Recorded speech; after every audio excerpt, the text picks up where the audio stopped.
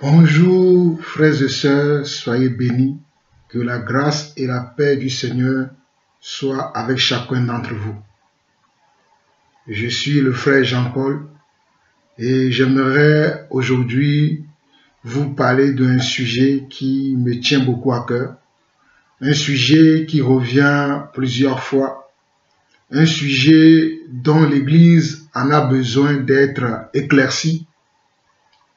Et avant de commencer ce sujet, j'aimerais saluer tous les frères un peu partout dans le monde entier, notamment ceux de l'île de France, ceux de la France, ceux de l'Europe, ceux du Canada, ceux des États-Unis, ceux de l'Allemagne, ceux de la Belgique, ceux de la Hollande, ceux de Londres et aussi ceux du Togo, de Cotonou, de la Côte d'Ivoire, du Gabon, du Congo et aussi également ceux qui sont au Sénégal.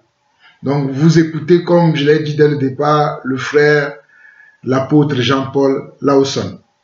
Alors aujourd'hui, le sujet qui me tient à cœur, comme je l'ai dit, c'est un sujet qui, on va dire, un sujet presque à polémique dans l'Église aujourd'hui. C'est un sujet qui tiraille les uns vers les autres. Ou bien, c'est un sujet qui fait que dans l'Église, il y a beaucoup de débats. Il y a beaucoup de débats. Les uns sont pour, les autres sont contre. Mais en tant qu'apôtre, j'aimerais donner mon point de vue concernant ce sujet. J'ai déjà enseigné plusieurs fois concernant ce sujet. J'ai enseigné à plusieurs reprises comment nous devons nous comporter en ces derniers temps.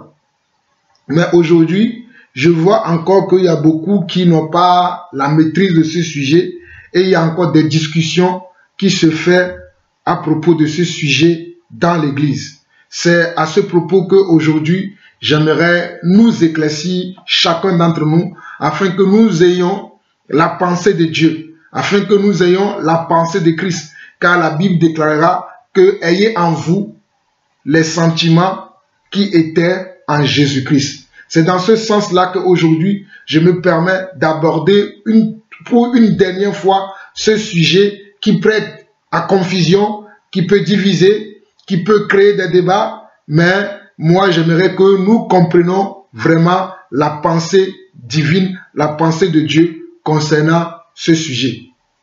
Alors mes frères et sœurs, soyez bénis, nous allons prier avant de commencer ce sujet. Seigneur notre Dieu, nous te bénissons, nous te glorifions. Tu es notre Père, tu es notre Seigneur. Tu es celui qui nous a appelés des ténèbres à ton agréable lumière, afin que nous passons de la mort à la vie. Tu dis aussi également que tu es la personne qui appelle les choses qui ne sont point comme si elles étaient. Seigneur, c'est toi qui nous as appelés à la vie, non pas simplement à la vie, mais à la vie éternelle. Je prie maintenant, Seigneur Dieu, que tu ouvres les yeux de mon cœur, que tu ouvres mon intelligence, ma sagesse, afin que tout ce qui sortira de ma bouche ne soit pas d'un homme, mais qui vient de l'Esprit dont je suis animé, le Saint-Esprit. Je prie aussi pour ceux qui suivront cet enseignement, afin qu'ils soient éclairés de la même manière que tu m'as éclairé. À toi la gloire, l'honneur, la puissance, pour des siècles, dans le nom de Jésus-Christ, j'ai ainsi prié. Amen. Donc mes frères et sœurs, nous allons commencer. Le sujet que j'aimerais entamer avec vous aujourd'hui, c'est est-ce que en tant qu'enfant de Dieu, en tant que disciple ou en tant que chrétien, est-ce que je peux prier dans un bâtiment, un lieu qu'on appelle église communément, ou un lieu qu'on peut appeler un temple, ou un lieu qu'on peut appeler synagogue? Est-ce que en tant que disciple, je peux prier dans cet endroit? Dans cet endroit où les gens appellent, entre guillemets, la maison de Dieu. Et nous savons que les gens appellent la maison de Dieu les endroits où l'on prie, où l'on nomme. Il y a des endroits comme l'église catholique, il y a des endroits comme l'église protestante, il y a des endroits comme l'église baptiste, il y a des endroits comme l'église des Mormons, il y a des endroits comme l'église des des saints des derniers jours, ainsi de suite, ainsi de suite, ainsi de suite.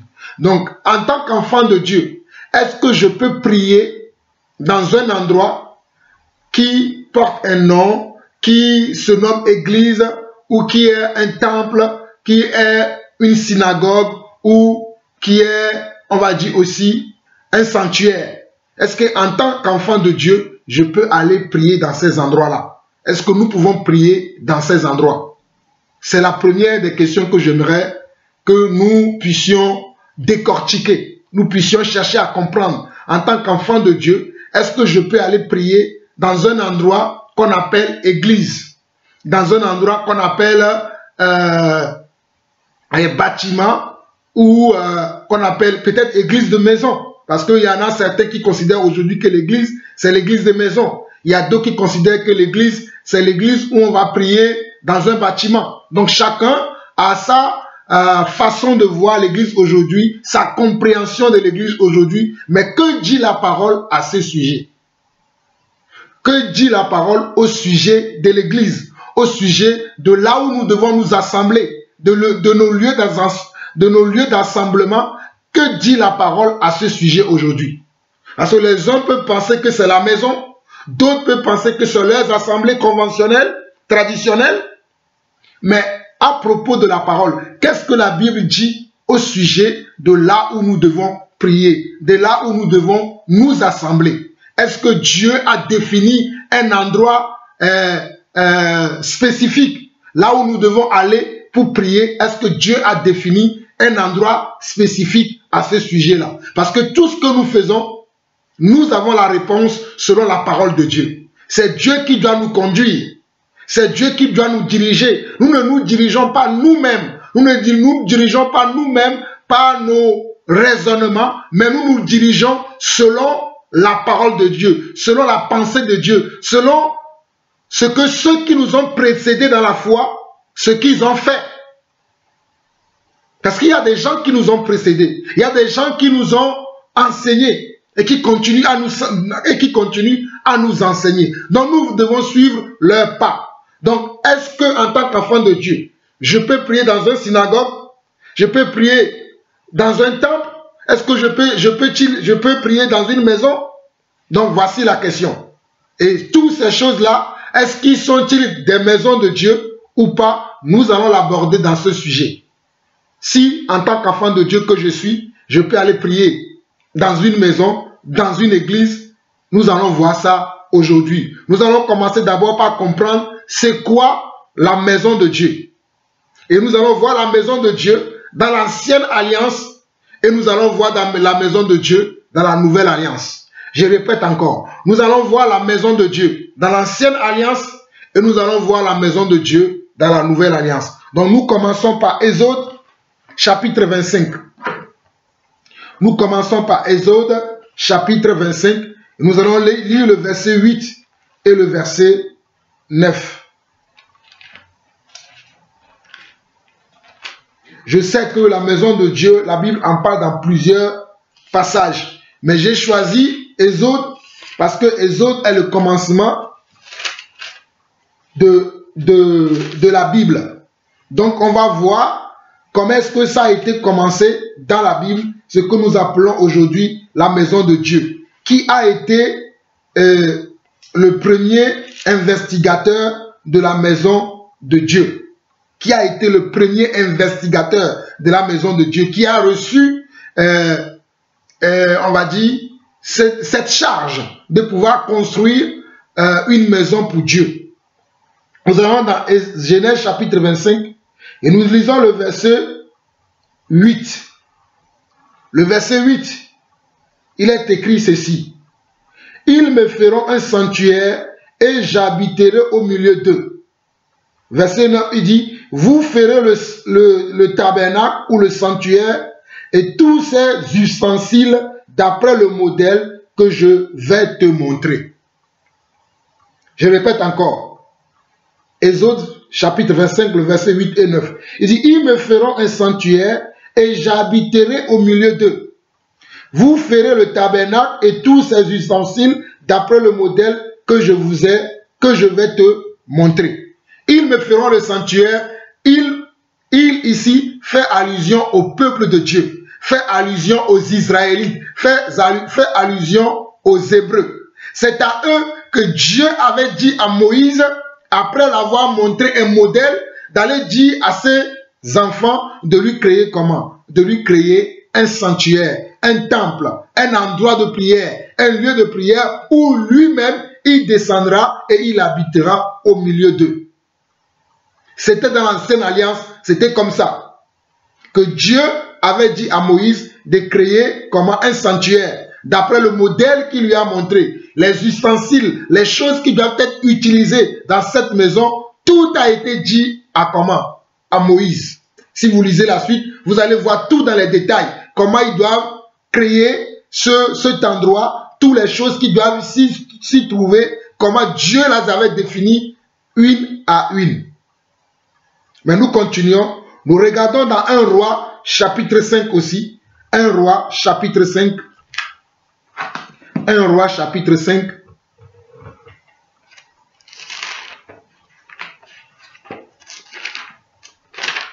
Nous sommes en train de voir la maison de Dieu dans l'ancienne alliance. La maison de Dieu dans l'ancienne alliance, c'est-à-dire dans la loi de Moïse, les prophètes, comment était la maison de Dieu à ce moment-là. Donc 1 Roi chapitre 5, le verset 3 à 5. Tu sais que David, mon père, n'a pas pu bâtir une maison à l'Éternel, son Dieu, à cause des guerres dont ses ennemis l'ont enveloppé, jusqu'à ce que l'Éternel les ait mis sous la plante de ses pieds.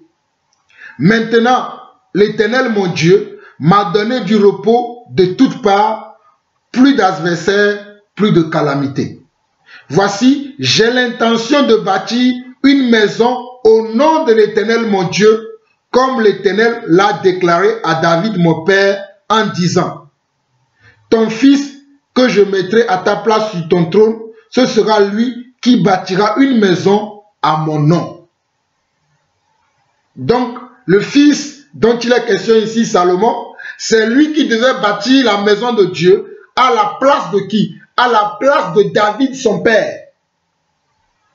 Selon que Dieu en avait décidé. Ok. Ça, c'était dans l'ancienne alliance. C'est comme ça que Dieu concevait sa maison.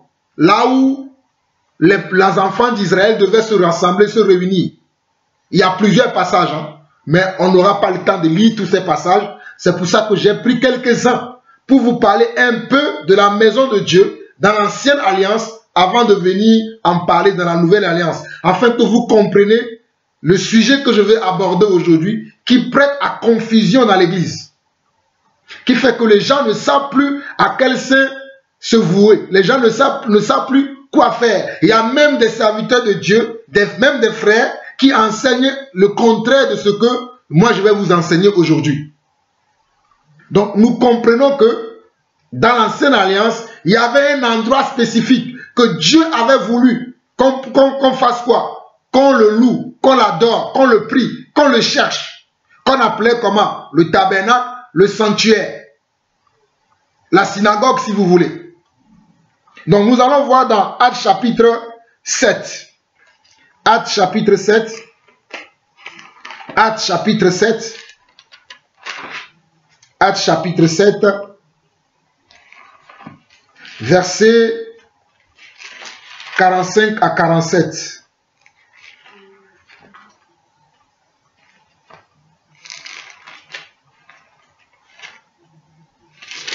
Actes chapitre 7, versets 45 à 47. Il dit ceci. Vous avez porté la tente de Moloch et l'étoile du dieu Ramphan. Ces images que vous avez faites pour les adorer, aussi vous transporterai au-delà de Babylone. Nos pères avaient au désert le tabernacle du témoignage, comme l'avait ordonné celui qui dit à Moïse de le faire d'après le modèle qu'il avait vu. Et nos pères, l'ayant reçu, l'introduisit sous la conduite de Josué dans le pays qui était possédé par les nations, que Dieu chassa devant eux, et il y resta jusqu'au jour de David. David trouva grâce devant Dieu et demanda d'élever une demeure pour le Dieu de Jacob. Et ce fut Salomon qui lui bâtit une maison. Et ce fut Salomon qui lui bâtit une maison. Regardez bien. On nous fait comprendre ce que nous venons de voir là. Dans l'ancienne alliance, nous venons de voir quoi? Nous venons de voir que il fallait qu'il y avait un lieu physique, un lieu naturel, pas un lieu spirituel, un lieu physique, un lieu naturel où les enfants de Dieu devaient aller se réunir pour offrir leur sacrifice à Dieu. Hébreux chapitre 7, chapitre 8, chapitre 9, chapitre 10 en parle. Comme je vous l'ai dit dès le départ, nous n'avons pas le temps d'aller scruter tous ces passages. Mais je vous fais un petit résumé et je vais vous dire l'essentiel que vous devez savoir. C'est pour ça que je vais vite. Je n'ai pas le temps de rester sur l'ancienne alliance puisque ces choses-là ne nous concernent plus aujourd'hui, nous en tant qu'Église. Nous en tant que disciples aujourd'hui, nous sommes concernés par la nouvelle alliance. Et dans la nouvelle alliance, comment est-ce que les apôtres ont procédé? Comment est-ce que les apôtres ont agi? Comment est-ce que les prophètes de la nouvelle alliance, comment ont-ils posé des bases par rapport aux synagogues, par rapport au temple et par rapport à la maison de Dieu? Mais nous voyons bien ici que ce que Dieu avait demandé à Moïse, ça a été fait. Ça a été fait selon le modèle que Dieu avait montré à Moïse. C'était un endroit où les Hébreux, où les Juifs, où les Israélites devaient aller se réunir chaque sabbat. Chaque sabbat, ils devaient venir pour prier leur Dieu. Ils devaient venir pour offrir des sacrifices à Dieu. Ils devaient venir avec leurs offrandes devant l'arche de l'alliance, devant la présence de Dieu, afin de demander pardon pour leurs péchés. C'est là où les sacrificateurs égorgeaient les moutons, les veaux, tous les animaux que le peuple amenait. C'est là où le souverain sacrificateur égorgeait ces animaux en expiation pour le péché du peuple. Ça, c'était comment? C'était dans l'ancienne alliance que les enfants d'Israël étaient obligés de pratiquer leur foi de cette manière-là, avec des rites sacrificiels. Est-ce que nous sommes d'accord? Il y avait des sacrifices qui étaient liés au temple. Dans le temple, il y avait des sacrifices qu'on devait faire. Ces sacrifices-là, c'est Dieu lui-même qui a donné les détails. Lévitique en parle, Nombre en parle, Deutéronome en parle. Il donne des précisions là-dessus. Même Hébreux chapitre 7, 8, 9 et 10 donne des détails là-dessus sur la manière dont les sacrifices se faisaient dans le tabernacle. Le tabernacle qui représentait quoi? Qui représentait la maison de Dieu, qui représentait la demeure où Dieu habitait. Par quoi? Par l'existence de l'arche de l'alliance qui était dans le lieu très saint. Par l'existence de la présence de Dieu, représentée par quoi? Représentée par l'arche de l'alliance qui était dans le lieu très saint. C'est pour ça que ici, Étienne, rempli du Saint-Esprit, va rappeler à leurs frères ce qui se faisait dans l'ancienne alliance. Et il va dire quoi? Il va dire ceci. Nous lisons bien dans Actes chapitre 7, le verset 45 au verset 47. Et nos pères l'ayant reçu, l'introduisirent sous la conduite de Josué dans le pays qui était possédé par les nations que Dieu chassa devant eux. Et il resta jusqu'au jour de David. David trouva grâce devant Dieu et demanda d'élever une demeure pour le Dieu de Jacob. Et ce fut Salomon qui lui bâtit une maison, qui lui bâtit un temple, qui lui bâtit un sanctuaire, qui lui bâtit une synagogue. Ça, c'était quoi? C'était l'ancienne alliance. Mais regardez ce que Étienne dit à la suite au verset 48. Il dit, mais le Dieu très haut n'habite pas dans ce qui est fait de main d'homme, comme dit le prophète. Le ciel est mon trône et la terre mon marchepied. Quelle maison me bâtirez-vous, dit le Seigneur? Quel sera le lieu de mon corps? N'est-ce pas ma main qui a fait toutes ces choses?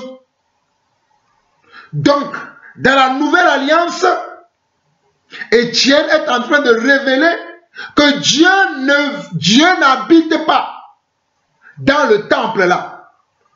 C'était l'ombre des choses à venir. C'était l'ombre des choses à venir comme le livre d'Hébreux nous le fait savoir. Dieu n'a pas fait pour demeure le temple. Pourtant, c'est lui qui avait dit que j'habiterai, si nous regardons bien Exode chapitre 25, comme nous avons vu tout à l'heure, que c'est lui qui avait demandé à Moïse de créer, comment? De bâtir un temple pour lui. Mais Dieu n'habite pas dans le temple fait des mains des hommes. C'est ce que Dieu vient nous faire comprendre là. Il dit qu'il n'habite pas là-bas. Pourquoi Dieu dit qu'il n'habite pas dans le temple fait des mains d'hommes? Nous allons le voir tout à l'heure. Il dit, mais le Dieu très haut n'habite pas dans ce qui est fait de mains d'hommes, comme dit le prophète. Comme dit le prophète, le ciel est mon trône et la terre mon marchepied. Quelle maison me bâtirez-vous, dit le Seigneur? Ou quel sera le lieu de mon repos? N'est-ce pas ma main qui a fait toutes ces choses? D'ailleurs, c'est la main de Dieu qui a créé tout ce qui se voit sur la terre. C'est la main de Dieu qui a créé toutes ces choses. Donc, qu'est-ce que nous allons faire pour comment? Pour épater Dieu. Qu'est-ce que nous allons faire pour comment? Oui, voilà, pour épater Dieu, puisque tout a été fait par Dieu. Jean 1, verset 1. Au commencement était la parole était avec Dieu, et la parole était Dieu. Toutes choses ont été faites comment? Avec la parole. Rien n'a été fait sans elle. C'est ce que Jean nous révèle. Donc, quelle maison nous pouvons bâtir pour Dieu, si Dieu lui-même déjà est l'auteur de toutes choses sur cette terre? Dieu est l'auteur de toutes choses dans ce monde. Quelle maison nous lui bâtirons? C'est pour ça que dans la nouvelle alliance, l'Esprit de Dieu nous révèle que Dieu n'habite pas dans le temple fait des mains des hommes. Je pense que cet même passage, Paul aussi le dit dans Actes chapitre 16, le verset 24 au verset 25. Nous pouvons le voir aussi rapidement.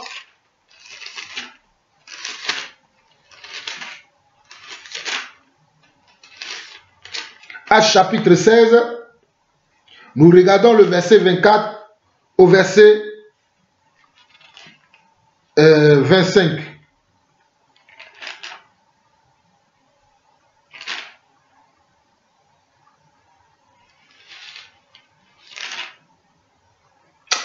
C'est plutôt Actes chapitre 17. C'est plutôt Actes chapitre 17, le verset 24 et le verset 25. Le Dieu qui a fait le monde et tout ce qui s'y trouve, étant le Seigneur du ciel et de la terre, n'habite point dans des temples faits de mains d'hommes. Il n'est point servi par des mains humaines, comme s'il avait besoin de quoi que ce soit, lui qui donne à tous la vie, la respiration et toutes choses. Donc nous voyons que Dieu, qui a créé l'homme à son image et selon sa ressemblance, n'habite pas dans le temple fait des mains des hommes. Les temples qui sont faits des mains des hommes, ce n'est pas là où Dieu habite. Ce n'est pas là où Dieu demeure. Mais quelle est la demeure de Dieu alors? Si Dieu n'habite pas les endroits que nous appelons synagogue, temple, sanctuaire, maison de Dieu, église, où est-ce que Dieu habite alors? Parce qu'il faut que nous comprenions c'est quoi l'habitation de Dieu, c'est quoi la maison de Dieu, c'est quoi l'endroit où Dieu a choisi d'habiter. Dans l'ancienne alliance, Dieu avait choisi d'habiter dans le temple fait des mains des hommes, selon la recommandation que lui-même, il avait donnée comment? À Moïse, après plus tard à David et à Salomon. C'est lui-même qui avait dit que tu bâtiras un temple selon le modèle qu'il avait montré et qu'il sera comment? Et qu'il marchera au milieu de ce sanctuaire-là avec son peuple. Il sera dans ce sanctuaire avec son peuple. C'est lui-même qui a dit ça. Mais dans la nouvelle alliance, Dieu nous fait comprendre qu'il n'habite plus dans les temples faits des mains des hommes. Mais où est-ce qu'il habite alors? S'il n'habite plus dans le temple fait de main des hommes qui sont construits avec des parpaings. Pour ceux qui font des amalgames entre l'église que les églises traditionnelles que nous voyons aujourd'hui, c'est fait de main de comment? C'est fait de main des hommes. Ceux qui croient que c'est dans la maison qu'ils doivent prier. La maison, elle est faite de quoi? Elle est faite aussi comment? Des mains des hommes. Pour ceux qui croient que l'église aujourd'hui doit être uniquement dans la maison. Mais la maison a été faite comment? A été faite par les mains des anges. Mes frères et sœurs, c'est là où je veux en venir. Comprenez-moi très bien. Vous qui croyez que parce que vous priez dans la maison, vous êtes plus digne, vous êtes plus honorable, vous êtes plus respectueuse que ceux qui prient dans les endroits que vous-même vous appelez bâtiments. Croyez-vous que vous êtes plus digne que ceux qui prient dans les bâtiments? Parce que même les maisons, les 4 murs de votre maison a été fait par des hommes. Les maçons ont travaillé, les plombiers ont travaillé, les électriciens ont travaillé. Donc c'est fait par des mains des hommes. Ce ne sont pas les anges qui vous ont donné votre maison. Donc Dieu n'habite pas non plus dans vos maisons où vous priez. Tout ce qui est trait à une fabrication humaine n'est pas l'œuvre de Dieu. Je répète encore, tout ce qui a un trait par rapport à une fabrication humaine n'est pas l'œuvre de Dieu. Puisque Dieu nous a fait comprendre, selon Actes chapitre 7, le verset 45 et le verset 47, selon Actes chapitre 16, le verset 24 au verset 25, qui n'habite pas dans les temples faits de mains des hommes. Donc que ce soit ceux qui prient dans les bâtiments, que ce soit ceux qui prient dans les églises traditionnelles, comme les évangéliques, les protestants, les baptistes, les méthodistes, ainsi de suite, ainsi de suite, ainsi de suite, et ceux qui prient aussi dans les maisons, Dieu n'habite pas dans la création humaine. Tout ce qui a été créé par l'homme, comme les bâtiments là que vous avez donné des noms, comme l'église des protestants, l'église des baptistes, l'église l'Assemblée de Dieu des saints des derniers jours, l'église des rachetés, l'église des oints de l'éternel, l'église de Dieu vivant, peu importe tous les noms que vous donnez à vos assemblées. Même si vous priez à la maison dans laquelle vous allez vous réunir, n'a-t-elle pas été créée par des hommes? Si je me trompe, dites-le moi. Hein. Parce qu'à moi, je sais que même la maison que nous habitons, ce sont les hommes qui l'ont créée. Là où les gens vont prier dans les grands bâtiments, dans les grands temples, dans les temples de luxe, ce sont les mains aussi qui l'ont créé. Donc que ce soit eux, que ce soit nous, c'est la même chose. C'est la même chose. Mais il y aura une nuance que je vais révéler plus tard. Il y aura une nuance que je vais révéler plus tard. Mais j'aimerais d'ores et déjà, j'aimerais dès le commencement, d'ores et déjà, que les gens comprennent que ce n'est pas parce que nous prions dans la maison que nous méritons plus que les gens qui prient dans les assemblées. Dans les endroits qui sont plus grandes, dans les endroits qui sont communément appelés églises qui portent des noms, comme l'église des saints des derniers jours, l'église la manne cachée, ainsi de suite.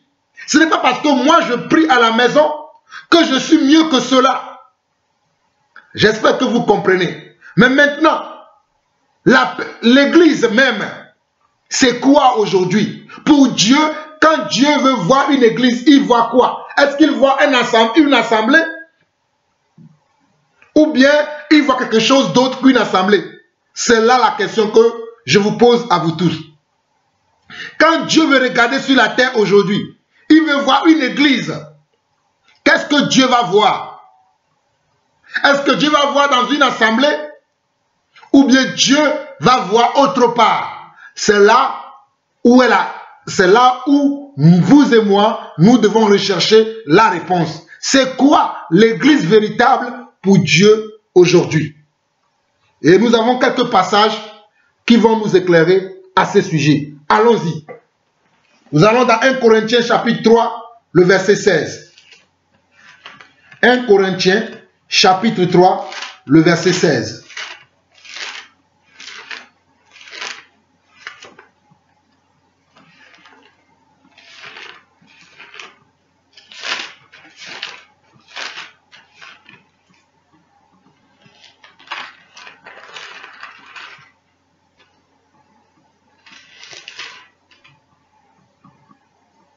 1 Corinthiens chapitre 3, le verset 16 dit ceci.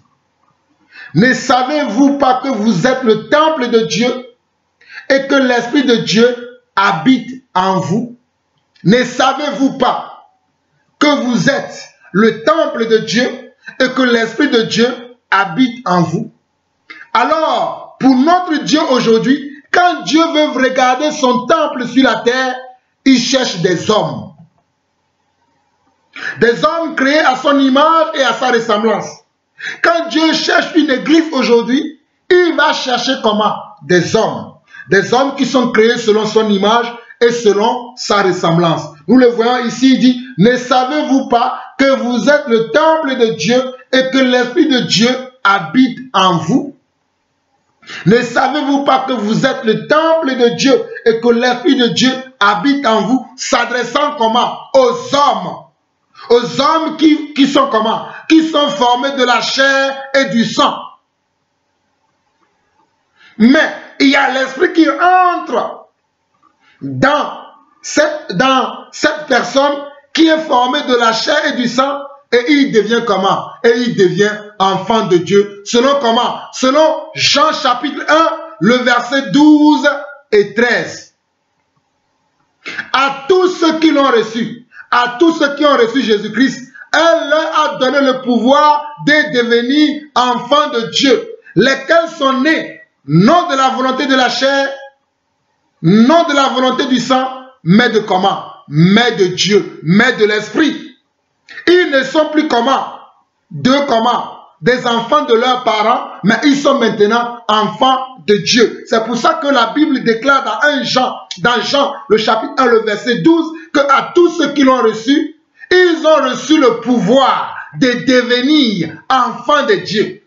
Ils ont reçu le pouvoir de devenir enfants de Dieu, lesquels sont nés non plus de la chair et du sang, mais elles sont nées de l'Esprit. Dans Jean 3, Nicodème va aller voir Jésus-Christ.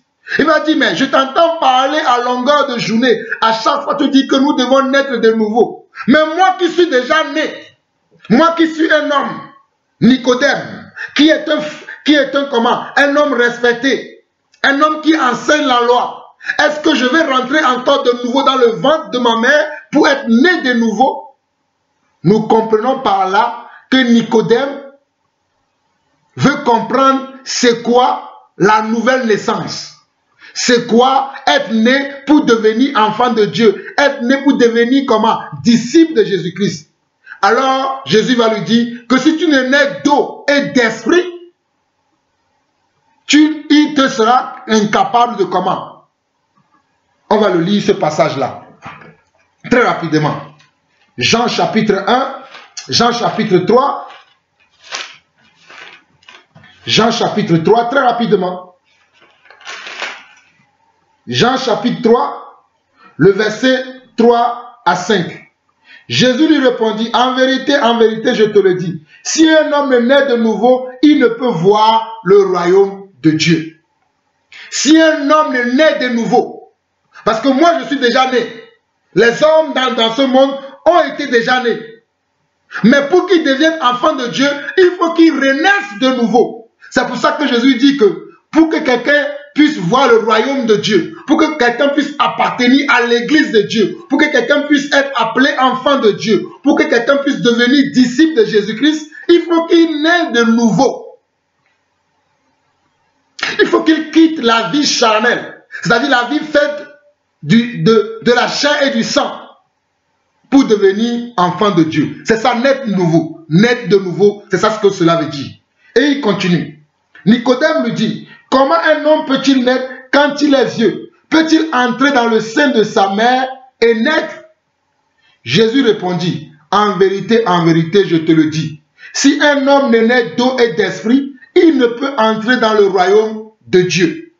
Si un homme n'est né d'eau et d'esprit, il ne peut, comment? Il ne peut entrer dans le royaume de Dieu. Nous savons que l'eau représente la parole.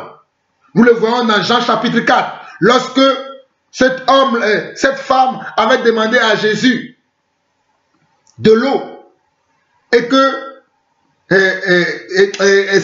plutôt Jésus avait demandé à cette femme de l'eau et la femme va lui demander, toi qui es pharisien, tu me demandes de l'eau, et que Jésus va lui dire que si tu sais qui te demande l'eau, c'est toi-même qui lui demandera de l'eau.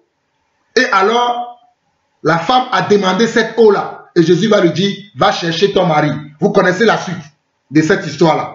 Donc, nous savons que l'eau représente comment? Représente la parole, et en même temps, l'eau représente comment? Le baptême. Et l'esprit, c'est lorsque nous refusons l'esprit du monde et que l'esprit de Dieu vient maintenant habiter en nous. Nous refusons d'être assujettis à l'esprit qui agit dans les fils de la rébellion et nous acceptons l'esprit de Dieu. À ce moment-là, nous devenons enfants de Dieu. À ce moment-là, nous sommes nés de nouveau. Nous devenons maintenant le temple de Dieu selon 1 Corinthiens chapitre 3, le verset 16. Le temple de Dieu, c'est celui qui est né de nouveau. Être né de nouveau veut dire refuser tout ce qui se fait dans le monde, c'est ce qui se fait autour de nous, et accepter la parole de Dieu comme la seule vérité, inégalable, incontournable, intransigeable, qu'on ne peut même pas rejeter. Quand on fait ça, on devient enfant de Dieu et on est habité comment? Par Dieu. Nous devenons maintenant la maison de Dieu et Dieu peut habiter comment? En nous. Et dans 1 Corinthiens chapitre 3, le verset 16, dans 1 Corinthiens chapitre 3, le verset 16, la parole déclare ceci. Ne savez-vous pas que vous êtes le temple de Dieu et que l'Esprit de Dieu habite en vous? Ça, c'était l'apôtre Paul qui parlait aux Corinthiens afin que les Corinthiens n'oublient pas qu'ils sont le temple de Dieu et que l'Esprit de Dieu habite en eux. Ils vont leur dire, il va leur dire encore, si quelqu'un détruit le temple de Dieu, Dieu le détruira. Car le temple de Dieu est saint et c'est ce que vous êtes. Il dit, si quelqu'un détruit le temple de Dieu, Dieu le détruira. Car le temple de Dieu est saint et c'est ce que vous êtes. Vous qui croyez que le temple de Dieu, c'est vos maisons. Vous qui croyez que le temple de Dieu, c'est vos synagogues. Croyez-vous que les synagogues sont saints? Allez voir même les matériaux avec lesquels elles ont été construites. Allez voir les matériaux avec lesquels vos maisons ont été construites. Elles ne sont pas saintes. Mais toi et moi, parce que nous avons l'Esprit de Dieu, nous sommes saints. Nous avons été sanctifiés par l'Esprit de Dieu. Tout ce qui était de la mort en nous a été cloué par la mort et la résurrection de Jésus-Christ. Donc il n'y a rien d'impur maintenant, à moins que tu vis dans le péché. Mais si tu vis selon la parole de Dieu, si tu es soumis à la parole de Dieu, tu as été sanctifié et tu resteras saint. Si tu continues, si tu persévères dans ta démarche d'un enfant de Dieu qui recherche la sanctification tous les jours, tu verras le Seigneur. Donc c'est ça l'église véritable de Dieu. L'église véritable de Dieu, ce sont des hommes et des femmes qui ont été régénérés, qui sont nés de nouveau. C'est eux que Dieu voit comme son église et non un bâtiment de 1000 hectares. Et non une maison de 40 mètres carrés. Et non un bâtiment de 100 000 hectares.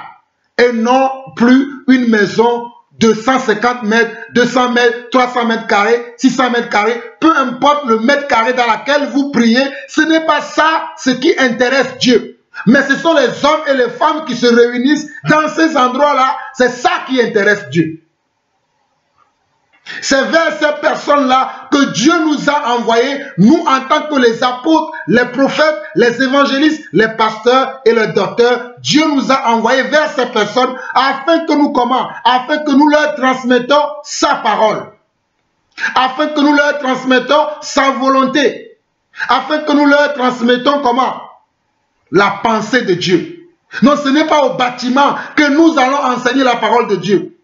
Ce ne sont pas aux murs dans lesquels nous vivons que nous allons enseigner la parole de Dieu. Ces murs aussi sont importants. Mais ce n'est pas là que nous devons nous focaliser. Nous ne devons pas nous focaliser sur les murs. Nous ne devons pas nous focaliser sur les bâtiments. Nous ne devons pas nous focaliser sur les dénominations. Mais nous devons nous focaliser sur les hommes qui ont reçu l'Esprit de Dieu. Mes frères et sœurs, s'il vous plaît, focalisons-nous sur l'Esprit et non sur les bâtiments. Focalisons-nous sur la vie de nos frères et sœurs qui sont dans ces endroits où il n'y a pas Dieu peut-être. Mais ne nous focalisons pas sur le bâtiment, non. Focalisons-nous sur ce qui est important. Ce qui est important, c'est la vie d'un frère, c'est la vie d'une sœur, c'est la vie de la communauté. Comment est-ce que cette communauté-là, qui porte le nom de Dieu, parce que le nom de Dieu est invoqué sur leur vie, je crois que tous ceux qui sont dans ces endroits-là, ils invoquent le nom de Dieu. Alors que Paul dit dans 1 Timothée, chapitre 3, que les hommes élèvent leurs mains où? En quelque lieu que ce soit. Paul dit qu'on peut élever la main en quelque lieu que ce soit. Donc que ce soit dans un bâtiment, dans une maison, nous pouvons élever la main pour prier Dieu. Partout où nous sommes, nous pouvons élever la main pour prier Dieu. Paul dit qu'en quelque lieu que ce soit, il le dit dans le livre de Corinthiens, il le dit dans le livre de Timothée, que les hommes doivent élever les mains pures. Ces hommes-là, c'est qui? C'est nous. Nous devons élever les mains pures. Ce n'est pas un bâtiment qui va bâtir. Un bâtiment n'a même pas de main. Ta maison a-t-il une main? Là où vous vous réunissez, votre endroit d'assemblement, est-ce que cet endroit-là a-t-il une main? Le bâtiment a-t-il une main? Non, mais c'est toi et moi qui avons comment? Des mains. Pour comment? Pour louer le Seigneur. Pour chanter. Chanter à la gloire de Dieu et louer le Seigneur. C'est nous les hommes. C'est pour ça que Paul dira que les hommes élèvent comment? Les mains en tout lieu pour prier comment? Les Seigneurs. En tout lieu, nous devons élever la main. Selon 1 Timothée chapitre 2, nous devons élever les mains pures pour prier les Seigneurs en tout lieu. Nous devons élever les mains pures pour prier les Seigneurs en tout lieu. Maintenant, comment se fait-il que nous nous focalisons sur le bâtiment, le ceci, le cela, alors que c'est nous qui sommes créés selon l'image et la ressemblance de Dieu, à qui Dieu a fait habiter son esprit en nous? D'ailleurs, il le dit aussi dans le livre d'Hébreux chapitre 10. Allons voir ça. Hébreux. J'aimerais juste nous éclairer pour que nous quittions les faux débats, pour que nous quittions les raisonnements. Hein? On ne peut pas donner une interprétation particulière à l'écriture, mais l'écriture s'interprète elle-même par l'écriture. Quand nous regardons dans Hébreux, chapitre 10, Hébreux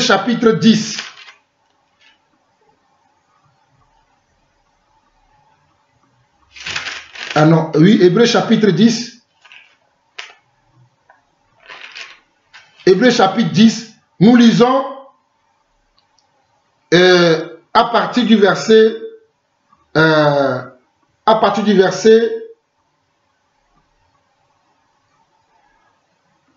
attendez, je trouve le verset qui correspond à ce que Dieu nous fait comprendre.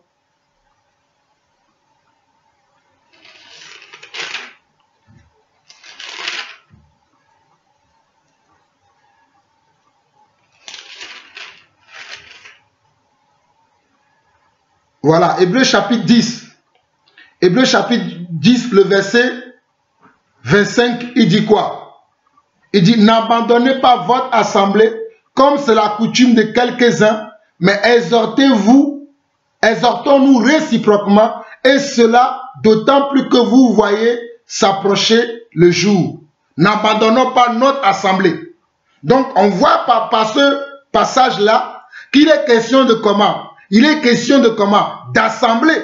Il est question d'un lieu où les frères et sœurs peuvent s'assembler. Donc on peut s'assembler dans une maison, comme on peut s'assembler dans un grand bâtiment. Ce n'est pas l'endroit dans lequel on s'assemble qui est le problème, mais c'est l'individu. C'est pour ça que Dieu va dire encore, n'abandonnez pas vos assemblées. Si l'individu abandonne le lieu d'assemblée où il doit avoir une communion pour être comment, pour être régénéré, pour être construit, pour être comment, pour être édifié, pour être comment, pour être affermi, s'il abandonne, il sera perdu. Donc on voit que Dieu se focalise toujours sur l'individu. Mais nous, les hommes, nous nous focalisons toujours sur comment? Sur les outils, les instruments que Dieu peut utiliser pour nous enseigner, pour nous ramener à lui. Nous nous focalisons sur ça, au lieu de nous focaliser sur quoi? Sur, au fait, l'esprit, l'âme des gens. C'est l'âme de l'homme qui est important. Ce n'est pas l'endroit où l'âme se ressource qui est important, mais c'est l'âme de l'homme qui est important. Que fait l'âme de l'homme? Que cherche l'âme de l'homme? L'âme de l'homme cherche la paix. Et on voit dans ce verset que Dieu nous fait comprendre que nous ne devons pas abandonner nos assemblées. Et l'assemblée, ça peut être dans une maison, comme ça peut être dans une grande église locale. Une église qui peut contenir peut-être 200, 300 personnes, comme une église qui peut contenir que 30 personnes. Mais maintenant, si l'église a 300 personnes, il faut une autre organisation. L'église qui a 300 personnes n'a pas la même organisation que l'église qui a 30 personnes. L'église qui a 30 personnes n'a pas la même organisation que l'église qui a 10 personnes. Et l'église qui a 10 personnes n'a pas la même organisation que l'église qui a 5 personnes. Quand je dis église, je fais allusion aux assemblées. Une assemblée qui a 100 personnes n'a pas la même organisation qu'une assemblée qui a 10 personnes. Et une assemblée qui a 80 personnes n'a pas la même organisation qu'une assemblée qui a 20 personnes. Toujours est-il que là où il y a 20 personnes, c'est une assemblée. Et là où il y a 80 personnes aussi, c'est une assemblée. Mais comment est-ce qu'on s'organise dans ces assemblées? Quelles sont les pratiques qu'on fait dans ces assemblées? C'est ces pratiques-là que nous attaquons. Nous n'attaquons pas les individus, nous attaquons les pratiques. Nous n'attaquons pas plutôt les lieux de prière, les lieux de rencontre, les lieux d'assemblement, mais nous attaquons les individus qui viennent dans ces assemblées. Quelles sont leurs pratiques? Que font-ils lorsqu'ils se réunissent dans ces endroits? C'est ça que moi, en tant qu'apôtre, j'attaque. Comme je l'ai vu chez mes prédécesseurs, les apôtres. Donc nous voyons bien que dans ce passage, Dieu nous fait comprendre que nous ne devons pas comment abandonner nos assemblées.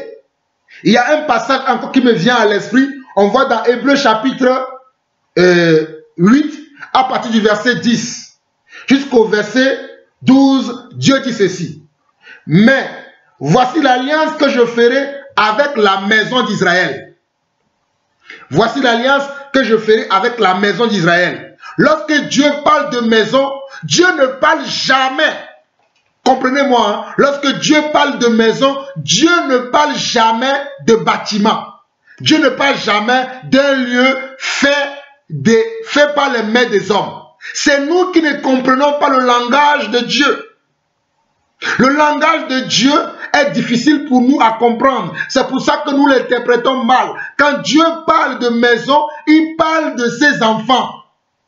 De ces enfants qui ont reçu son esprit, qui ont reçu sa parole. C'est pour ça que Dieu va parler de maison. Ici, Dieu dit, mais voici l'alliance que je ferai avec la maison d'Israël. Après ces jours-là, dit le Seigneur, je mettrai mes lois dans leur esprit. Peut-on mettre une loi? Est-ce qu'une maison a un esprit? Dites-moi, est-ce qu'une maison a un esprit? Une maison ne peut pas avoir un esprit, non plus un bâtiment. Donc Dieu parlait comment? De son peuple. Dieu parlait de son peuple. Et il dit ici quoi? Mais voici l'alliance que je ferai avec la maison d'Israël. Après ces jours-là, dit le Seigneur, je mettrai mes lois dans leurs esprits, et je les écrirai dans leur cœur, et je serai leur Dieu, et ils seront mon peuple. Ils seront comment? Mon peuple. Personne n'enseignera plus son concitoyen, ni personne son frère, en disant, connais le Seigneur, car tous me connaîtront, depuis le plus petit jusqu'au plus grand d'entre eux, parce que je pardonnerai leurs iniquités et je ne me souviendrai plus de leurs péchés. En disant une alliance nouvelle, il a déclaré ancienne la première. Or, ce qui est ancien, c'est ce qui a vieilli, et c'est ce qui a vieilli est près de disparaître. Donc, on voit dans ce Hébreu, dans ce chapitre d'Hébreu, chapitre 10, chapitre 9 plutôt, Hébreu chapitre 8 plutôt, Hébreu chapitre 8, par contre le verset 10 au verset 12 ou jusqu'au verset 13, que Dieu a fait une nouvelle alliance avec la maison de Dieu. Et la maison de Dieu, c'est nous. La maison de Dieu, c'est moi, c'est toi. Nous n'avons pas le temps d'aller encore en profondeur, mais j'espère que vous me suivez très doucement, que vous comprenez le langage que j'utilise. Lorsque Dieu parle de sa maison, il ne parle pas des 4 murs. Il ne parle pas des superficies que vous avez et que vous appelez église chacun de son côté. Mais il parle de ceux-là qui sont comment? Qui ont reçu un cachet, qui ont reçu un sceau. Quand il dit un cachet, c'est le cachet de l'Esprit de Dieu. C'est le sceau de l'Esprit de Dieu qui a été comment? Qui a été reçus par ces personnes et qui sont devenus comment? Le peuple de Dieu. Moi, je n'étais pas le peuple de Dieu. Je suis un Togolais, je ne connaissais pas Dieu. Je suis un Français, je ne connaissais pas Dieu. Mais parce que j'ai reçu le sceau de Dieu, j'ai reçu l'Esprit de Dieu, je ne suis plus considéré aujourd'hui comme un Français ni un Togolais, mais je suis considéré spirituellement parlant comme un enfant de Dieu. Je ne suis plus citoyen de la terre, mais je suis citoyen des cieux. Je suis ambassadeur de Dieu maintenant sur la terre. Je représente Dieu sur la terre. Je suis son envoyé. Je suis comment son messager sur la terre aujourd'hui. Alors, est-ce que Dieu va me chercher? Va-t-il regarder un mur? Va-t-il regarder un bâtiment? Non, il va me regarder moi parce que c'est moi qui l'intéresse et non un bâtiment. Je répète encore ce passage pour vous. Hébreu chapitre 8, le verset 10 au verset 12. Mais voici l'alliance que je ferai avec la maison d'Israël. Après ces jours-là, dit le Seigneur, je mettrai mes lois dans leurs esprits et je les écrirai dans leur cœur et je serai leur Dieu.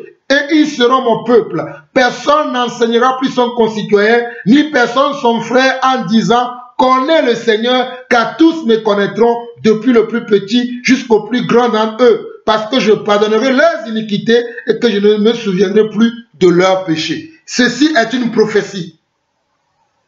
Je ne vais pas rentrer dans les détails, mais ceci est une prophétie qui n'est pas encore totalement accomplie. Il y a une partie qui est accomplie, mais il y a une partie qui restera accomplie lorsque le Seigneur reviendra. Son peuple lui-même le reconnaîtra comme leur Dieu et comme leur sauveur. Mais pour un temps, le peuple ne le reconnaît pas pour que vous et moi, nous puissions rentrer dans l'alliance avec Dieu. Pour que vous et moi, nous puissions être sauvés. Si vous lisez Romains chapitre 10, chapitre 11, vous comprendrez cela. Une partie d'Israël est rentrée comment? Est rentrée en rébellion contre Dieu pour que vous et moi, nous soyons sauvés. Mais Dieu, autant que lui-même, il a marqué, il leur fera comment grâce de nouveau afin qu'ils croient en lui et qu'il pardonne leurs péchés. Ceci est incompréhensible à toi et à moi. Mais qui sommes-nous pour discuter avec Dieu? Qui sommes-nous pour lutter avec Dieu? Dieu fait ce qu'il veut. Dieu fait ce qu'il a envie de faire. Il fait comme cela lui semble bon. Toi, tu n'as rien à lui dire. Tu dois le suivre simplement. Alors, mes frères et sœurs, voici la pensée de Dieu concernant comment? Concernant son église. Concernant comment? Concernant ses enfants.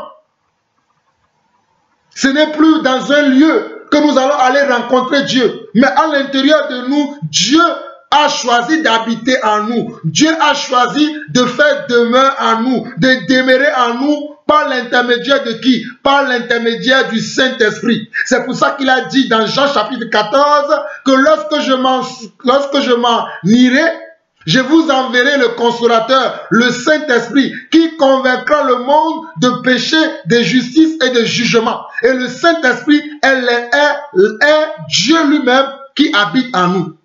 Le Saint-Esprit, c'est la présence de Dieu en moi. Donc je ne vais pas chercher Dieu dans une maison, je ne vais pas chercher Dieu dans un bâtiment quelconque, mais je vais chercher Dieu en moi, parce que je suis le temple de Dieu. Et Dieu habite en moi. J'espère que vous comprenez déjà cette base-là. Que l'église, ce n'est pas ni la maison, ce n'est pas ni l'endroit où nous allons prier, que les gens appellent communément aujourd'hui les églises traditionnelles. Ils ont beaucoup de noms, vous les connaissez tous, je les connais aussi. J'en ai été membre de plusieurs de ces églises. Aujourd'hui, je ne suis plus membre d'une église quelconque, mais je suis membre de l'église de Dieu. Je suis un enfant de Dieu aujourd'hui. Je ne me revendique pas que j'appartiens à tel temple, à tel nom, mais j'appartiens maintenant au royaume de Dieu.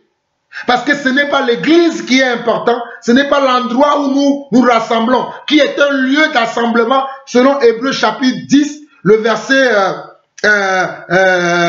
25, comme nous l'avons vu tout à l'heure, Hébreux chapitre 10, le verset 25, qui dit « N'abandonnez pas vos assemblées ». Donc, que ce soit une maison, c'est un lieu d'assemblée. Que ce soit un bâtiment, c'est un lieu d'assemblée. On ne doit pas abandonner ces endroits-là. Si je l'abandonne, c'est que Dieu n'y est pas. Si j'abandonne un lieu d'assemblement, c'est que Dieu n'y est pas. De quelle manière? Parce que ce qui se fait dans cet endroit-là, ce n'est pas de la manière dont Dieu a dit de le faire. Là, je peux l'abandonner. Parce que les pratiques qui sont dans ces endroits ne sont pas les pratiques qui sont dans la parole de Dieu, ne sont pas les pratiques que les apôtres et les prophètes ont recommandées. Là, je peux abandonner ces endroits. Mais si l'endroit où nous nous réunissons, que cela soit un grand bâtiment de 100 personnes, de 200 personnes, de 300 personnes, et que nous marchons selon la recommandation des apôtres, selon la recommandation du Seigneur, mais Dieu est au milieu de nous. Dieu va agréer nos prières. Dieu va exaucer nos prières parce que nous marchons selon sa volonté. Croyez-moi, vous pouvez être dans une maison et ne pas être dans la volonté de Dieu. Ce n'est pas parce que je suis dans une maison que la volonté de Dieu y est. C'est parce que je suis dans un endroit et nous marchons selon la volonté de Dieu que la présence de Dieu y est. Mais si je ne suis pas dans un endroit où la parole de Dieu est respectée, où la parole de Dieu est enseignée, en profondeur, en largeur, à hauteur, la présence de Dieu n'y sera pas. Dieu demeure dans sa maison lorsque la parole de Dieu, lorsque sa parole est respectée, lorsque sa parole est mise en pratique, là Dieu demeure là-bas. Mais lorsque Dieu voit que les gens font ce qu'ils veulent, Dieu n'y est plus. La présence de Dieu n'y est plus. Même la présence de Dieu en vous, ce n'est plus là. Dieu va quitter même votre corps. Parce que vous ne vous réunissez pas, non selon la volonté de Dieu, mais vous vous réunissez selon la chair. On ne peut pas se réunir selon la chair, mais on se réunit selon l'Esprit de Dieu. On ne doit pas se réunir selon la chair et on ne doit pas. Comment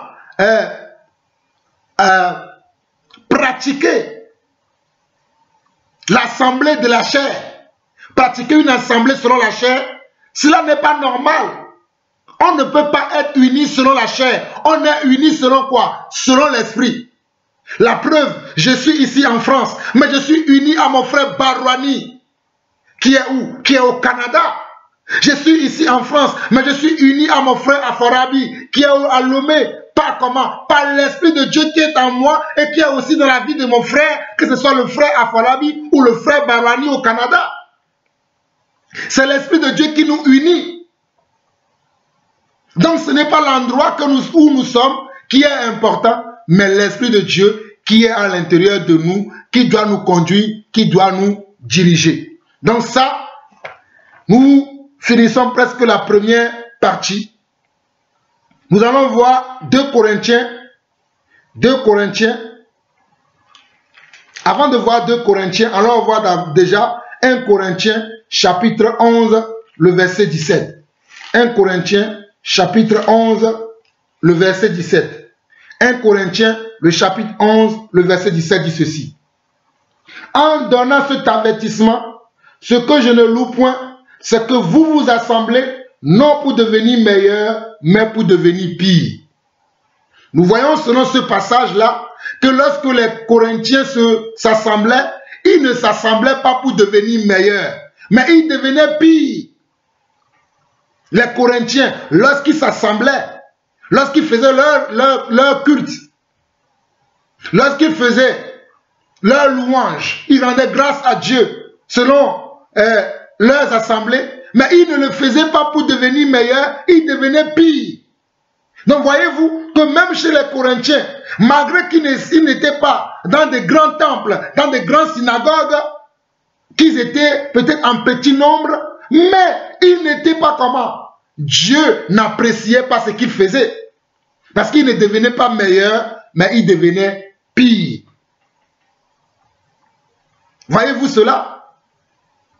Voyez-vous? Ils ne devenaient pas meilleurs, mais ils devenaient pires. Regardons également dans 1 Corinthiens, chapitre 12, le verset 13 qui dit ceci. Nous avons tous en effet été baptisés dans un seul esprit. 1 Corinthiens chapitre 12, le verset 13 qui dit ceci. Nous avons tous en effet été baptisés dans un seul esprit pour former un seul corps. Soit juif, soit grec, soit esclave, soit libre, et nous avons tous été abreuvés d'un seul esprit.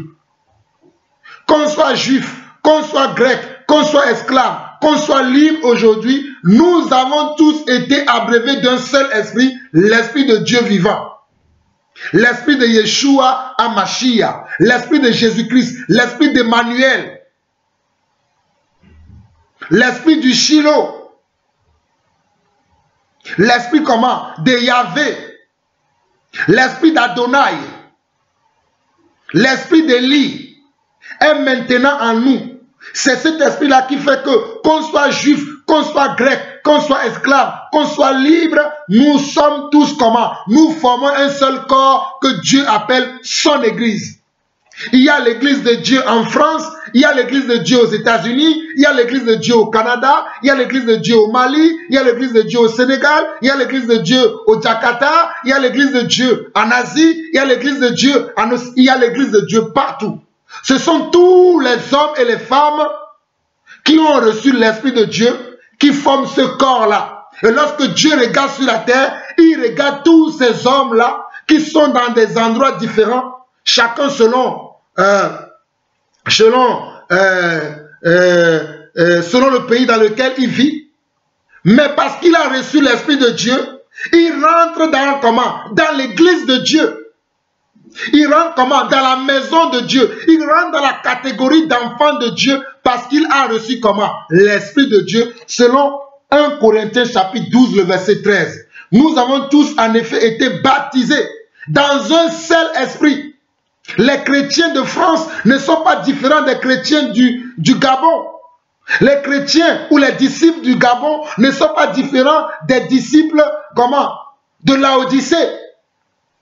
Les disciples de Laodicée ne sont pas différents des disciples comment? D'Éphèse.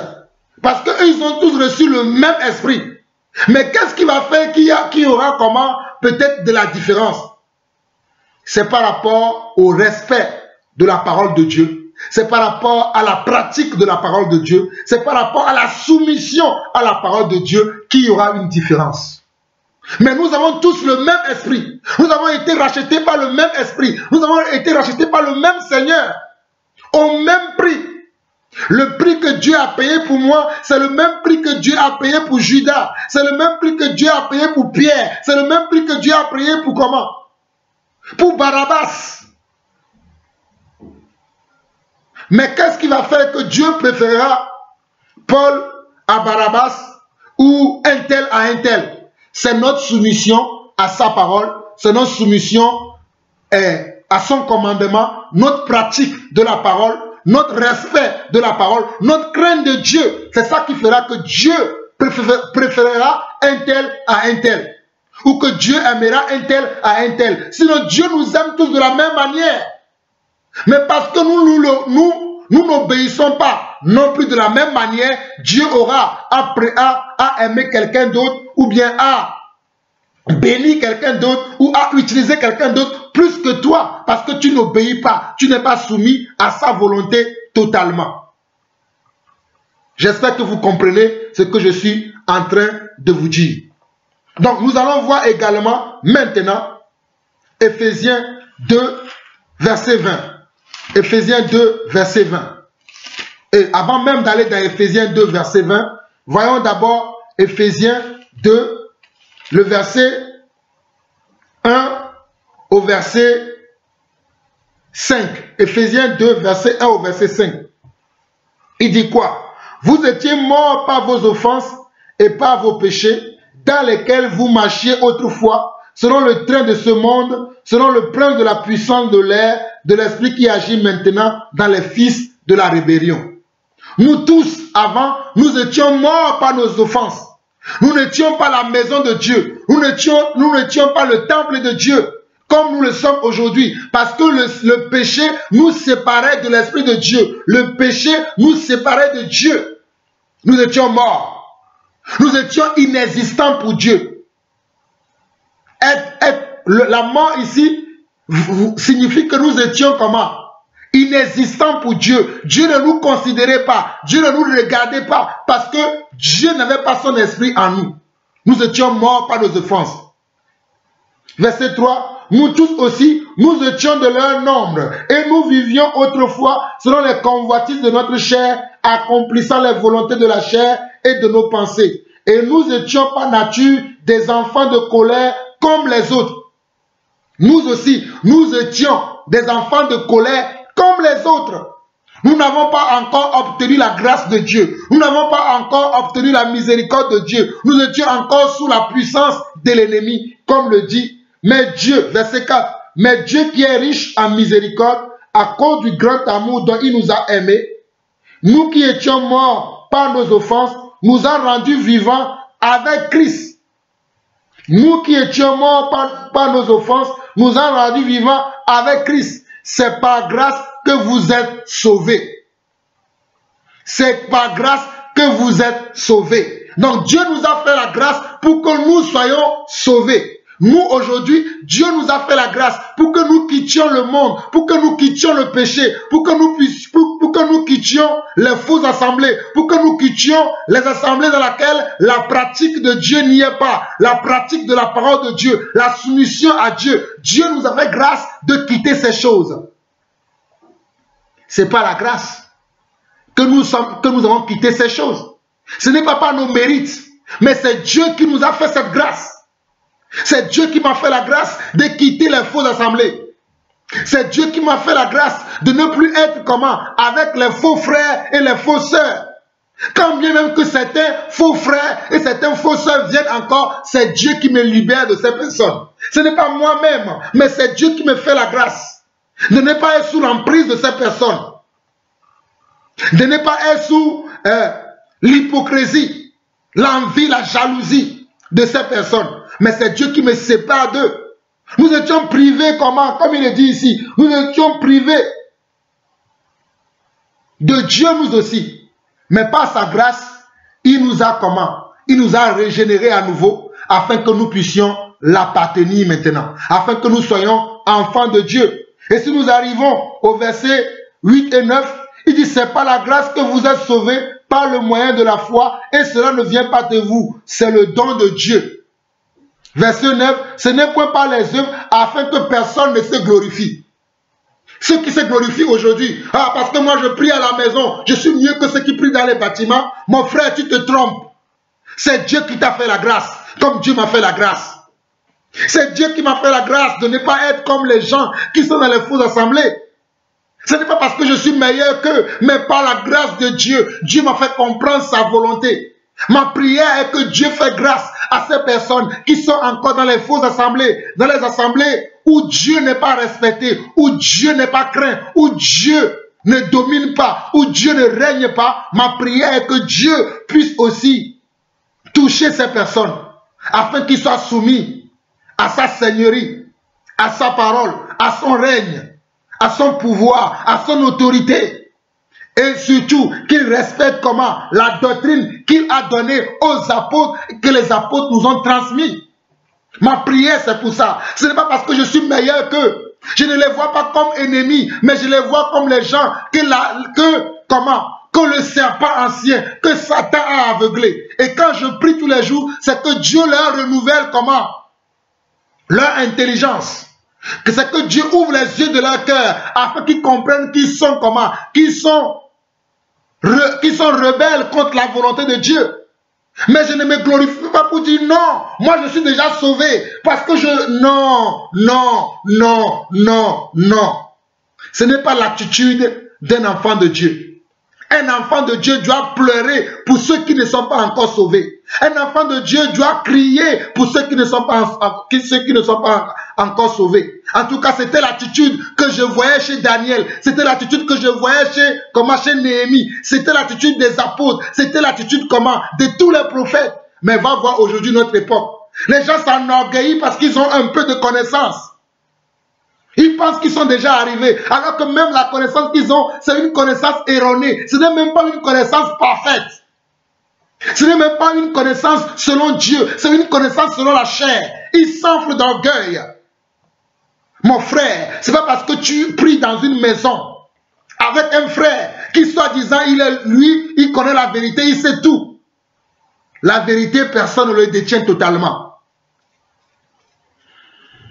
On connaît un peu, quelqu'un d'autre connaît un peu, et ensemble, nous formons le corps du Christ. C'est pour ça que Dieu, dans l'église, il a appelé les uns comme apôtres, les autres comme prophètes, les autres comme évangélistes, pasteurs et docteurs. Mais toi, tu ne peux pas dire, moi, je sais tout. Je connais tout. Que je n'ai plus besoin des autres. Nous sommes membres les uns des autres, selon 1 Corinthiens chapitre 12. Le pied dira-t-il au corps, parce que je ne suis pas comme la tête, je ne suis pas du corps. Les yeux diront-ils au corps, parce que je ne suis pas comme la bouche ou comme le nez, je ne suis pas du corps. Nous sommes un corps, mes frères et sœurs. Nous sommes un corps. Ceux-là, c'est une partie du corps qui est malade. Donc notre prière, c'est de chasser la maladie de leur vie. Les assemblées qui ne pratiquent pas la parole de Dieu. Les assemblées où Dieu n'est pas respecté, où Dieu n'est pas glorifié, où Dieu n'est pas adoré, notre prière doit être que Dieu leur ouvre les yeux de leur cœur, afin qu'ils se soumettent à Dieu totalement, afin qu'ils cherchent Dieu de tout leur cœur et qu'ils soient touchés par Dieu. C'est de ne pas nous voir au-dessus d'eux et de les rejeter. Moi, je ne prie plus dans les assemblées là. Moi, je ne suis plus dans telle assemblée. Moi, je ne regarde pas les assemblées. Moi, je ne suis pas dans les assemblées. Moi, je ne suis plus dans les bâtiments. Comme nous avons l'habitude de dire. Nous devons avoir honte d'avoir ce genre de propos. Nous devons avoir honte d'avoir ce genre de propos. Ceux qui sont dans les bâtiments, nous-mêmes, nous étions là il y a quelques années. As-tu oublié que toi, qui méprises maintenant tes frères qui sont dans les assemblées, qui les voient de haut, as-tu oublié que toi aussi tu étais là-bas il y a quelques temps? As-tu oublié cela? Mon frère, je t'interpelle, as-tu oublié que toi aussi, tu étais là il y a quelques années, tu étais là il y a quelques mois, tu étais là il y a quelques années, tu ne comprenais pas. Mais c'est Dieu qui t'a fait grâce, selon Ephésiens 2, le verset 8 à 10. C'est Dieu qui t'a fait grâce. C'est par grâce que nous comprenons ces choses. Nous ne sommes pas capables de taper la poitrine. C'est pas mes propres œuvres. C'est parce que je suis mieux que les autres. Non, moi je rends grâce à Dieu. Alléluia. Merci papa pour cette grâce que tu m'as fait. De pouvoir sortir de toute assemblée qui ne te glorifie pas. De pouvoir sortir de tous ces endroits où ton nom n'est pas glorifié. Où ton nom n'est pas élevé. Où ton règne n'est pas total. Merci de m'avoir fait cette grâce. Je ne me vois pas meilleur comme les autres. D'ailleurs, je n'ai pas encore atteint la perfection. Je cherche encore avec une lampe cette perfection nuit et jour afin de la voir totalement. Mais toi, tu te glorifies. Tu rejettes les autres. Tu ne veux même pas avoir de communion avec eux. Tu ne veux même pas les voir. Tu ne veux même pas les regarder. Si Dieu avait eu cette attitude, est-ce que toi, tu seras sauvé? Si Dieu avait eu cette attitude, est-ce que toi, tu seras renouvelé? Est-ce que toi, tu seras changé? Mes frères, je vais finir cette première partie en vous citant ce verset. Et là, je parle en tant qu'apôtre. Je pèse mes mots. Je parle en tant qu'apôtre. 2 Corinthiens, chapitre 3. 2 Corinthiens, chapitre 3, le verset 3. 2 Corinthiens, chapitre 3 et le verset 3. 2 Corinthiens, chapitre 3, le verset 3 dit ceci. Vous êtes manifestement une lettre de Christ, écrite par notre ministère, non avec de l'encre, mais avec de l'Esprit du Dieu vivant, non sur des tables de pierre, mais sur des tables de chair, sur les cœurs. Je veux que vous qui me suivez, que vous soyez comme une lettre écrite de mon ministère, de l'apostolat que j'ai reçu de Jésus-Christ. Je n'ai pas reçu un esprit de rébellion. Je n'ai pas reçu un esprit d'orgueil. Je n'ai pas reçu un esprit de timidité. Je n'ai pas reçu non plus un esprit d'envie, de jalousie. Mais j'ai reçu un ministère apostolique pour amener les gens de la mort à la vie, pour amener les gens de l'orgueil à l'humilité, pour amener les gens des ténèbres à la lumière. Donc vous êtes comment? Il dit vous êtes manifestement une lettre de Christ écrite par notre ministère, non avec de l'encre, mais avec de l'Esprit de Dieu vivant, non sur des tables de pierre, mais sur des tables de chair, sur les cœurs. Voici mon ministère, le ministère que Dieu m'a donné. Un ministère qui va être écrit par l'Esprit dans vos cœurs. C'est pour ça que je parle un langage spirituel, non pas un langage charnel, non pas un langage où on se glorifie. Non. Le langage que je parle, c'est un langage pour nous faire grandir. Pour qu'on quitte ces choses dans lesquelles nous sommes. Nous nous considérons plus que les autres. Nous nous voyons mieux que les autres. Alors que nous ne sommes rien sans Christ. Nous ne sommes rien si Dieu ne nous a pas fait grâce. Si Dieu n'est pas venu nous sauver. Si Dieu n'est pas venu nous délivrer. Nous voyons les autres aujourd'hui comme s'ils n'étaient que moins que rien. C'est tous ceux qui sont encore dans les mauvaises assemblées ou bien dans les assemblées où Dieu n'est pas glorifié. Nous les voyons comme comment? Comme nos ennemis, alors que nous devons prier pour eux. C'est ça l'attitude d'un vrai disciple de Christ. Il prie pour ceux qui sont perdus. Jésus n'a-t-il pas dit que si quelqu'un a 100 brebis et qu'il y en a un qui est perdu, qu'est-ce qu'il doit faire? Il doit laisser les 99 autres qui sont bien pour aller chercher le seul brebis qui est perdu. Pour aller chercher la seule brebis qui est perdue. Mais nous aujourd'hui, nous ne voulons pas aller chercher la brebis perdue. Nous ne voulons même pas parler avec eux. Nous les voyons de haut. Nous croyons que nous sommes déjà arrivés. Vous n'avez rien compris si telle est votre pensée. Maintenant, comme j'ai dit, je vais finir 1 Corinthiens chapitre 12. 1 Corinthiens chapitre 12.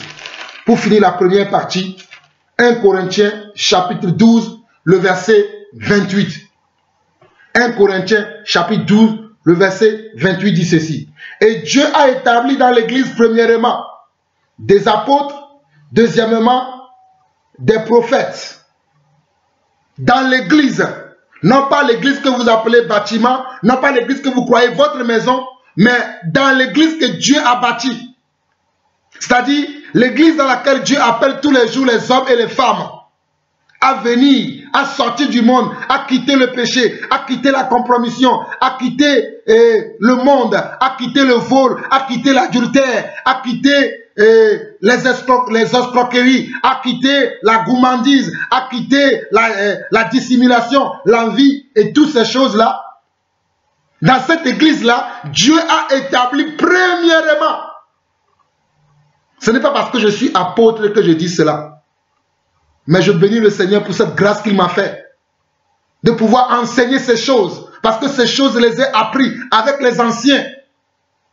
Dieu a établi premièrement dans l'église comment? Les apôtres. Il sait pourquoi il a fait ça. Parce que les apôtres doivent poser le fondement sur lesquels vous allez construire. Dieu a établi premièrement dans l'église les apôtres, ensuite les prophètes. Pourquoi Dieu a fait cela? Dieu a un plan dans sa vie. Dieu a un plan pour nos vies plutôt. Dieu a un plan pour son église. C'est pour ça qu'il a établi premièrement dans l'église les apôtres. Dieu a établi premièrement dans l'église les apôtres et comment? Et les prophètes. Et 1 Corinthiens chapitre 12, le verset 28. Et Dieu a établi dans l'église premièrement des apôtres, deuxièmement des prophètes. Dieu a établi premièrement dans l'église des apôtres, deuxièmement des prophètes, troisièmement des docteurs. Mais Dieu a établi premièrement qui? Des apôtres et après ensuite des prophètes. Parce qu'ils ont un rôle très important à jouer. Les apôtres et les prophètes, ce sont eux qui vont redresser l'église. Ce sont eux qui vont donner la direction dans laquelle l'église doit aller. Lorsqu'on voit que l'église est en train d'aller dans un sens contraire, que l'église oublie d'aller dans la direction dans laquelle Dieu veut que l'église aille, ce sont les apôtres qui vont rappeler cela. Ce sont les prophètes qui vont rappeler cela. C'est pour ça que Dieu m'a oint d'une onction d'apôtre. Je ne m'enorgueillis pas, mais je viens pour bâtir, pour redresser, pour corriger, pour que l'église de Dieu puisse marcher selon sa volonté. L'église aujourd'hui, il y a de l'orgueil, il y a de la jalousie, il y a de l'envie, il y a même une méconnaissance des choses. On ne connaît pas la volonté de Dieu, mais on croit qu'on le connaît, parce qu'on connaît quelques versets de la parole de Dieu. Ce n'est pas les versets qui font de toi un ministre, mais c'est l'Esprit de Dieu qui doit faire de toi un ministre. C'est la volonté de Dieu pour toi d'être un ministre qui fera que tu seras un bon ministre. Ce n'est pas parce que tu récites les versets après versets, tu les places les unes après les autres et les gens te disent tu es éloquent. Quelle éloquence? Moi je n'ai pas de l'éloquence, mais je connais la pensée de Dieu. Un passage encore et je vais clore cette première partie ici. Éphésiens chapitre 2 le verset 20, comme j'ai dit tout à l'heure. Éphésiens chapitre 2 le verset 20. Vous avez été édifiés sur le fondement des apôtres et des prophètes, Jésus-Christ lui-même étant la pierre angulaire. Vous qui nous écoutez, vous devez être édifiés sur le fondement des apôtres et des prophètes, Jésus-Christ lui-même étant la pierre angulaire. Mes frères et sœurs, vous allez vous poser cette question, pourquoi Jean-Paul Lawson il dit ça? On dit, vous avez été édifiés sur le fondement des apôtres et des prophètes, Jésus-Christ lui-même étant la pierre angulaire. Dans 1 Corinthiens chapitre 12, le verset 28, on dit que Dieu a établi premièrement dans l'église les apôtres et les prophètes. Là, dans Éphésiens 2, verset 20, on dit, vous avez été édifiés sur le fondement des apôtres et des prophètes. Je finis, selon que l'Esprit me conduit, 1 Corinthiens chapitre 3, 1 Corinthiens chapitre 3, très rapidement, pour finir cette première partie. 1 Corinthiens chapitre 3, le verset 9 au verset 11 dit ceci. Car nous sommes ouvriers avec Dieu. Vous êtes les champs de Dieu, l'édifice de Dieu. Selon la grâce de Dieu qui m'a été donnée, j'ai posé le fondement comme un sage architecte et un autre bâtit dessus. Mais que chacun prenne garde à la manière dont il bâtit dessus. Car personne ne peut poser un autre fondement que celui qui a été posé, savoir Jésus-Christ. Je répète encore 1 Corinthiens chapitre 3. Car nous sommes ouvriers avec Dieu. Jean-Paul Lawson est ouvrier avec Dieu, est ouvrier de Dieu, est ouvrier pour Dieu. Il n'est pas son propre ouvrier. Je ne suis pas mon propre ouvrier. Je ne suis pas appelé moi-même. Mais c'est Dieu qui m'a appelé pour venir travailler dans son champ. Ok. Quand nous sommes ouvriers avec Dieu, vous êtes les champs de Dieu selon l'édifice de Dieu. Selon la grâce de Dieu qui m'a été donnée, j'ai posé le fondement comme un sage architecte et un autre bâtit dessus. Mais que chacun prenne garde à la manière dont il bâtit dessus. Car personne ne peut poser un autre fondement que celui qui a été posé, savoir Jésus-Christ. Mes frères et sœurs, aujourd'hui, les gens ne suivent plus les enseignements des apôtres, des prophètes. Alors que c'est eux que Dieu a établi premièrement, en premier rang dans l'église. Lorsque vous voulez construire une maison, vous devez d'abord poser comment? Un fondement. Une maison qui n'a pas de fondement s'écroulera avec le temps. Tu peux commencer à poser des murs, des papins et des papins. Après, tu fais comment? Tu poses le toit. Mais parce que la maison n'a pas de fondement, un jour, il s'écroulera. Jésus, notre Maître, Jésus le Seigneur mon Dieu, lui-même a dit, dans Matthieu chapitre 7, que celui qui ne bâtit pas sa maison sur le roc, celui qui ne bâtit pas sa maison sur la parole, les vents violents vont arriver, les torrents vont venir, cette maison sera balayée. Vous qui baptisez, non pas sur le roc, non pas sur comment, non pas sur Jésus-Christ, non pas sur les apôtres et les prophètes. Vous baptisez vous-même, selon vos raisonnements, selon comment, selon vos envies, selon vos interprétations erronées. Vous ne suivez pas le pas des anciens, vous ne suivez pas le pas de ceux qui nous ont précédés. Je suis en train de vous avertir que vous courez en vain. Surtout ceux qui enseignent que ceux qui prient dans les bâtiments ne sont pas nos frères. Vous vous êtes trompés de cible. La Bible déclare que nous n'avons pas à lutter contre comment? Contre le sang et la chair. Nous avons à lutter contre comment? Les dominations, les principautés. Nos frères qui sont dans les églises où Dieu n'est pas glorifié, vous savez ce qui domine là-bas?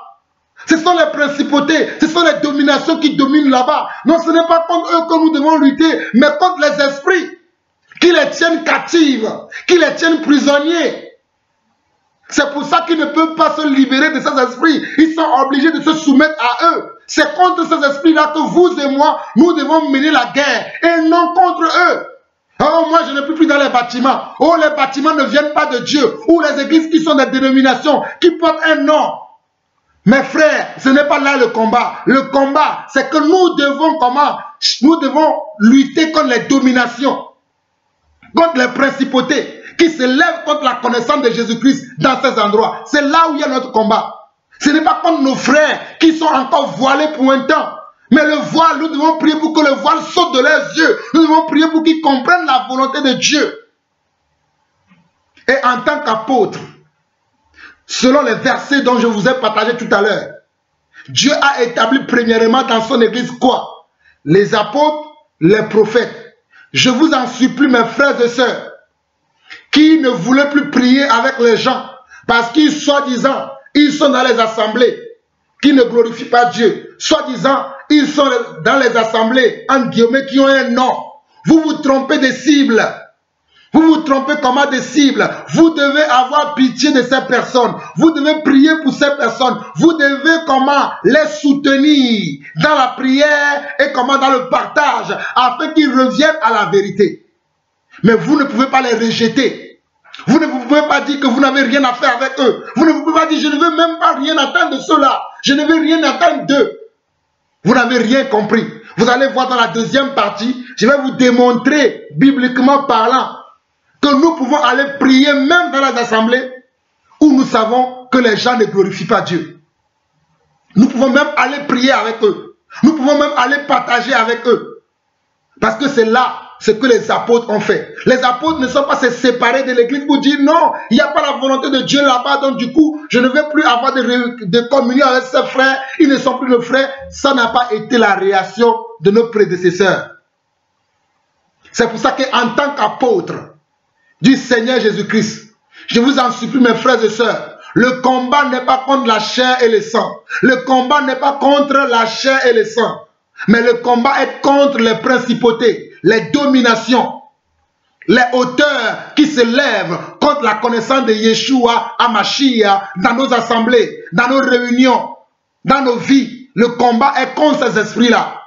Donc arrêtons de dire que moi je ne peux pas prier avec les gens qui sont dans les assemblées. Oh non, non, Dieu n'est pas dans les assemblées. Qui t'a dit cela? Que Dieu n'est pas dans les assemblées. Qui t'a dit ça? Si Dieu n'est pas dans les assemblées, comment Dieu a fait pour te sortir de là? Toi qui dis que Dieu n'est pas dans les assemblées, comment Dieu a fait pour te sortir de là? Dieu sait ce qu'il fait. Dieu nous sortira. Dieu enverra ses anges pour sortir ses enfants de tous ces endroits-là. Mais toi, prie pour ces gens. prie pour ces gens, gémis pour ces gens, cherche la volonté de Dieu pour ces gens. Et arrête de ne plus les considérer, arrête de les mépriser, arrête de les voir comme tes ennemis. Ce ne sont pas nos ennemis. Ce ne sont pas nos ennemis. Nous pouvons aller prier dans les synagogues, dans les temples, dans les sanctuaires. C'est encore d'actualité les églises. Sinon, Dieu ne leur a pas envoyé comment? Des hommes et des femmes pour soutenir les hommes qui servent Dieu. Dieu envoie des hommes et des femmes pour soutenir les hommes qui servent Dieu. Les gens quittent leur ville, quittent leur pays pour aller dans d'autres pays pour servir dans des assemblées. Vous croyez que c'est de la blague? Vous croyez que Dieu n'est pas derrière ces choses? Nous sommes conscients qu'il y en a qui ont créé leurs entreprises. Je ne parle pas de cela. Mais il y a certains, Dieu les a appelés réellement. Mais entre-temps, ils ont été trompés par l'ennemi commun que nous avons. Ils ont été égarés par l'ennemi commun que nous avons. Nous devons prier pour eux maintenant afin qu'ils reviennent dans la volonté de Dieu. Suivez-moi dans la deuxième partie de cet enseignement. Soyez bénis. À très bientôt. Ciao, ciao.